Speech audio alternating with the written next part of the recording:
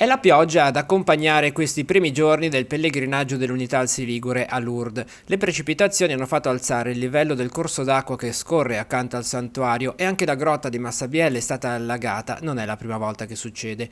I malati e i loro accompagnatori, arrivati ieri, hanno però fatto in tempo a fare visita al luogo dell'apparizione della Madonna Bernadette e hanno potuto pregare e toccare la roccia dove scaturisce l'acqua miracolosa.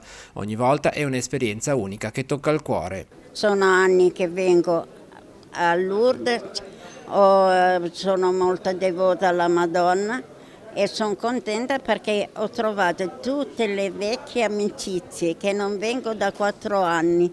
Sono stata contentissima, stiamo bene tutti assieme, vorrei rimanere un po' in più ma purtroppo i giorni sono quelli. La mia vita scorre un po' così e così perché purtroppo 7 anni fa sono caduta e mi hanno amputato le gambe, per cui il Signore mi aiuta sempre e sono felicissima.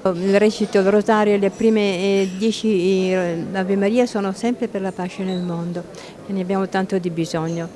Sono molto felice e contenta e anche serena perché mi trovo con dei fratelli veramente, anche i giovanissimi che sono volontari, sono molto educati, rispettosi e molto attenti. La bellezza che è sempre di ogni anno è quella dell'incontro, perché l'incontro che si ha qui, l'incontro con la Madonna, l'incontro con Gesù, l'incontro con i nostri compagni di viaggio è sempre bello, è sempre diverso ed è sempre veramente una ricchezza, anche con le persone che ormai vedi tutti gli anni. A guidare il pellegrinaggio dell'Unità Alsi Ligure il vescovo di Chiavari, che ha presieduto la Santa Messa di apertura del tempo di visita a Lourdes nella chiesa di Santa Bernadette.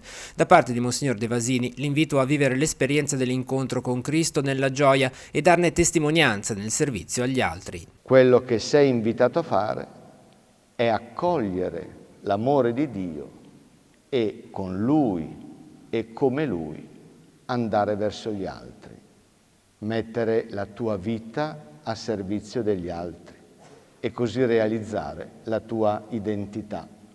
Sei un essere fatto per amare ed essere amato.